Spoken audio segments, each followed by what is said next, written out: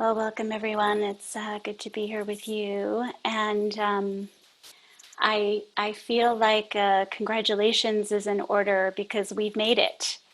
We have arrived not only to this Zoom room, but also to the fifth book of the Torah, Devarim. And I don't know about you, but I always feel a bit of relief when we get here, and it's like it's the part of the story where we have finally landed at the border of where we have been wanting to be and wandering towards for 40 years. Um, and for those of us who in this group have already reached the age of 40 or perhaps beyond it, um, you know what arriving after 40 years feels like. Um, it feels like an accomplishment. And a lot has happened along the journey to get there. Um, so the beginning of this book, um, it, the first parsha, which is where we are, is actually called Devarim, and it's a moment where we look back and we review the journey that we've been on. Um, and hopefully, if we're lucky to have made it this far, we also take a moment to feel grateful for that, for simply having arrived here. Um, because it's not guaranteed, right? As the story goes, an entire generation who had once been slaves in Egypt had to pass away before we could get to this moment of arriving to where it is that we were meaning to go for 4 decades. Um, so maybe it's possible for us, having lived to this moment without needing to do anything radical, we can see with fresh eyes both the place where we stand and the place to which we are about to enter. And it's interesting because I've been looking around lately, let's say, at current systems that are in place that are broken, or at politicians who are our current leaders who have been in their positions for decades upon decades. And I wonder about what this grasping is, this holding on is, to really what needs to be let go of for something new to come forward. Um, so the question, that I have is,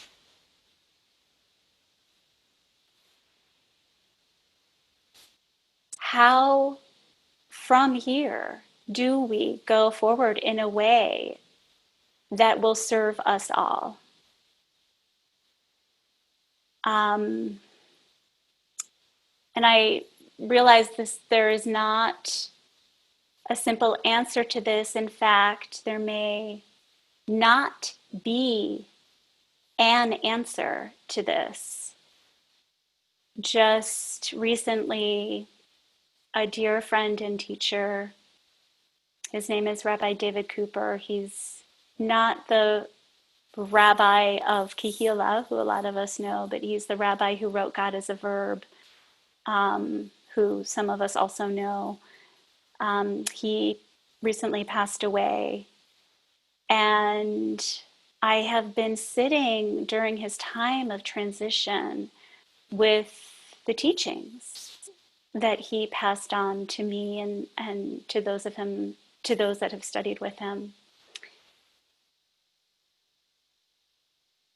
And during that time, I just happened upon these questions that I had written down intended for him while I was on silent retreat last summer that I'd completely forgotten about, so never had a chance to ask him. And at first glance, I thought, well, maybe it's time for me to be the one to answer these questions. And at later glance, I realized, well, actually, maybe the real teaching that I've inherited is to sit in the place of not knowing the answers.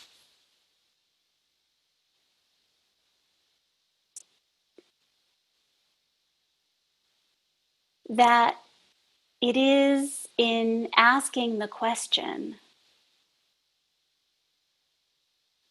that the space of the known and the space of the unknown meet. And so, informed by what has been, but without attachment to what is to come, we are able to move forward in a new way.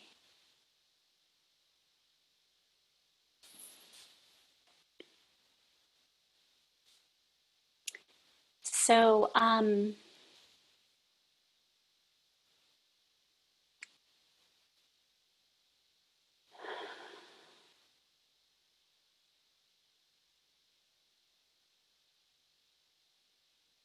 what I've recognized is that in this time that we're living in, and also in the story as it's told in the Torah, there is a lot of fear and uncertainty and discomfort and unpleasantness and solace in this time of unknowing. And um, and I've talked about this before, and it's something that is just in the general zeitgeist of our times.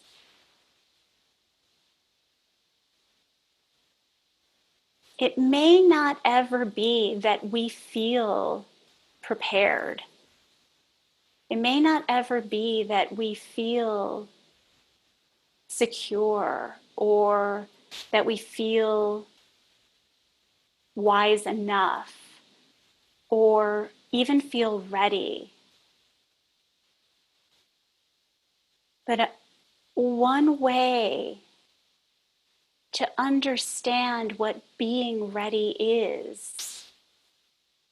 is to not feel safe or prepared or without fear, but simply to know the ground on which we stand. And that includes looking back and seeing from where we've come. And that means really looking at where we are now. And in our hearts of hearts, committing to what it is that we truly want most. And then letting go, stepping into the unknown without attachment to what is to come. So,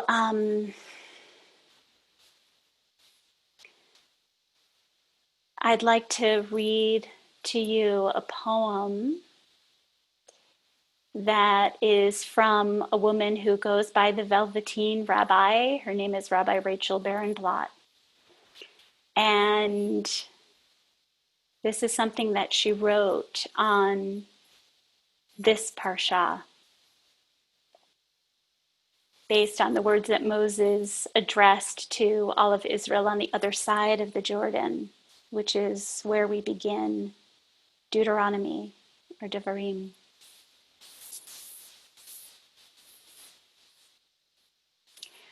We've been on the road a long time, feels like 40 years. In fact, are you the same travelers who set out with me? Sometimes I imagine you're their children. Maybe you've just grown up along the harsh and winding way. Remember the day we set out, a mixed multitude straggling through the brackish waters? Remember the day I realized I couldn't lead this trip alone?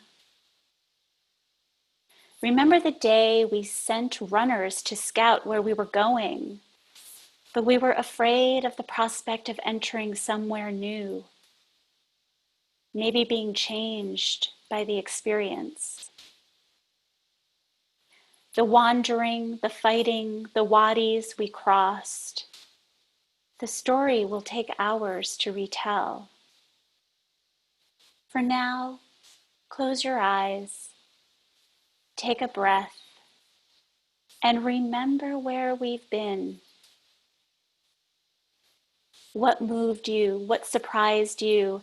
After a journey like this one, no one is exactly the same as on the day of departure from that other home so far away.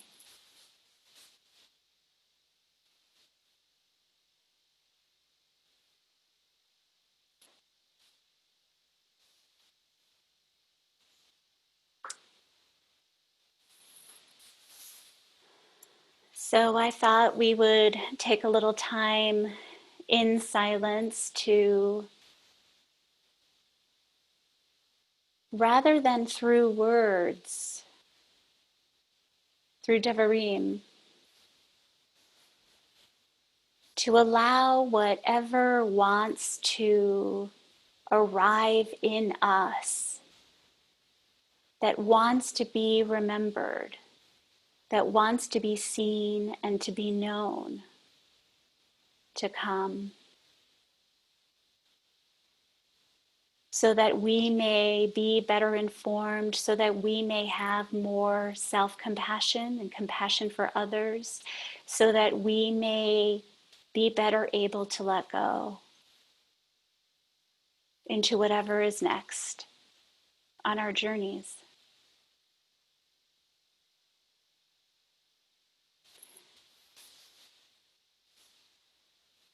So we'll sit quietly,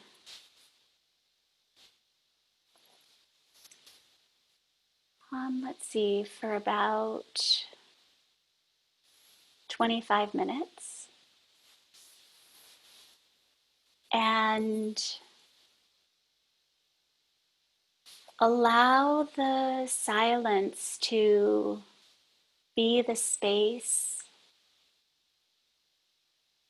that can hold whatever comes and can also let it go.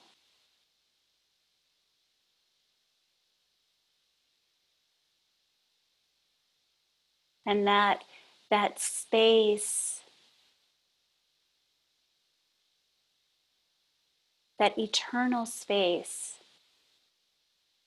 can also be what holds all of our lives, all life, as sacred.